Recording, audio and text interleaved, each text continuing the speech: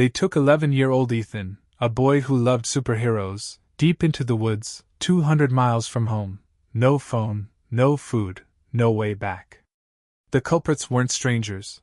They were his neighborhood HOA board members, hell-bent on teaching him a lesson for spray painting a wall. But his mother, Sarah, fought back, unraveling a conspiracy that would shake their community to its core. What started as a cruel prank spiraled into a national scandal, with federal charges, a viral reckoning, and a law that changed everything. Buckle up, this is a story of betrayal, survival, and justice that'll leave you questioning who holds power. Sarah Miller's Saturday mornings were sacred. The smell of pancake batter hitting the griddle, the hum of cartoons in the background, and the patter of Ethan's footsteps racing down the hall. Since he was 6, she'd flipped pancakes every weekend, and even at 11, Ethan never missed it, though he'd roll his eyes and pretend he was too cool. But that morning, the house was too quiet. No laughter, no clatter of toys, no. "Mom, where's my hoodie?" Sarah called his name. Silence.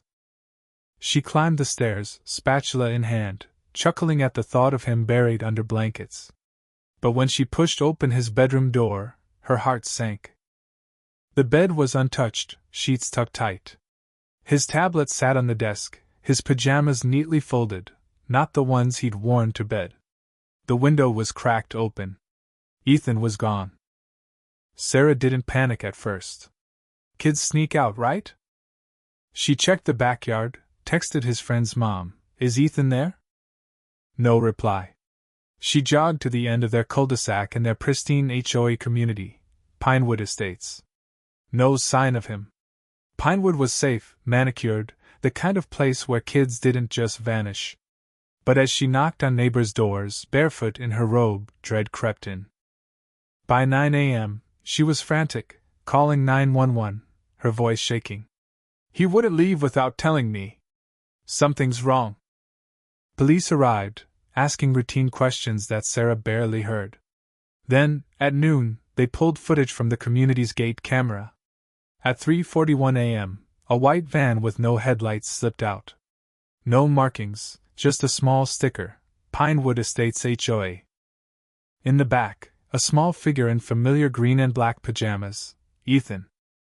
Sarah's knees buckled. "That's my son," she whispered. The van belonged to Daniel Pierce, Pinewood's HOA president. The nightmare was just beginning. Pinewood Estates wasn't just a neighborhood, it was a fortress of rules. Sarah had been fined $200 for Ethan's skateboard left on the driveway, warned about a tacky porch swing, and even scolded for balloons at Ethan's birthday party. But she had no idea the HOA had been targeting her son for months. It started with a single line in their meeting minutes, concerns about juvenile behavior near the clubhouse. Ethan became their scapegoat. A dented mailbox? Ethan. A stray water bottle? Ethan. Then came the graffiti. One morning, red spray paint screamed across the clubhouse wall, "HOA equals tyrants of suburbia." It was Ethan, caught red-handed. He was grounded, scrubbed the wall himself, wrote an apology, and moved on. But the HOA didn't. To them, it wasn't a kid's prank, it was war. Daniel Pierce, a retired Navy officer obsessed with order, saw Ethan as a threat to his perfect community. In private chats, the board called it Operation Night Hike. Their plan? Drive Ethan 200 miles to Blackthorn Forest, leave him there, and teach him respect. At 3:41 a.m., Pierce and 3 board members, Lydia Hart, Greg Voss, and Susan Klein, crept into Sarah's home. Ethan, groggy, was hustled into the van. "Just a quick trip, kid," Pierce said calmly. "Your mom's cool with it." No ropes, no threats, just lies. They drove 3 hours to Blackthorn, a sprawling wilderness crawling with coyotes and freezing at dawn. They walked Ethan 300 feet off the trail, told him to wait, and left. Pierce was back in time for brunch, sipping coffee while Ethan shivered in his pajamas. 16 hours later, a hiker found him, curled up behind a tree, his face swollen with bug bites, lips cracked, whispering, I'm sorry about the wall. I won't do it again. He hadn't moved, hadn't eaten, just sat, terrified, thinking he'd caused trouble. When Sarah saw him in the hospital, his first words broke her. Are you mad at me? She held him, tears falling, swearing he'd never feel alone again. He was dehydrated but alive. The real scars were invisible, flinching at footsteps, avoiding windows, dreading silence. Then came the leak. A junior HOA assistant, horrified, posted 200 messages from the board's secret chat. He'll learn in the woods, Pierce wrote. Nature's better than juvie. Another. Drop him far out. No campers this time. They even left a note on Sarah's door. Now you'll see what happens without rules. It wasn't discipline, it was vengeance, planned like a corporate heist. The board had voted on it, smugly assuming no one would care about a troublemaker. When the story hit the news, it exploded. Headlines screamed, HOA abandons boy 200 miles away. Social media erupted, #JusticeForEthan trended, Reddit dug up Pinewood's history of bullying residents, and TikTok creators called HOAs suburban dictators. Sarah, raw and unpolished, faced cameras. I don't want your pity. I want them in prison. The public agreed. This wasn't just about Ethan, it was every HOA fine, every petty rule, every power trip. America was done. The FBI moved fast.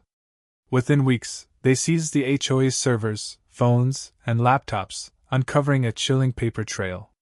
4 charges hit the board: conspiracy to kidnap, unlawful restraint of a minor, emotional distress, and endangerment. Pierce, Hart, Voss, and Klein were arrested, stunned that their authority meant nothing. Pinewood's HOA was dismantled, accounts frozen, rules voided. Residents came forward with their own stories, fines for ugly lawns, threats over kids' chalk drawings. Lawsuits piled up. Texas Representative Caleb Holt proposed Ethan's law, banning HOAs from targeting kids, mandating oversight, and criminalizing abuses. It spread from one state to 10, then went federal, reshaping 300,000 HOAs nationwide. Ethan's name, once a whisper in HOA complaints, now stood for justice. Ethan's recovery was slow. Nightmares of endless trees haunted him. He wore shoes constantly, ready to flee. Silence scared him, so Sarah kept music playing.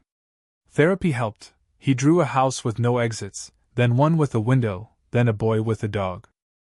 He painted their garage, turning fear into art, a forest with glowing trees, a boy in a cape, and words: kids aren't problems. Kids are kids.